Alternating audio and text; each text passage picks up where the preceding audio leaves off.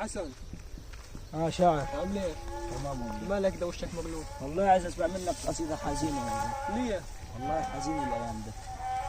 انا سمع قصيدة مطلعها من دماغي، هتكسر دموعك. قول بس. قصيدة تحت مسمى غزوي. قول. يقول له وحياتك كده كفاية استعمار، نهبط خط حدوده، وانا اللي ما عادش فيا الخير لا لنفسه ولا لجدوده.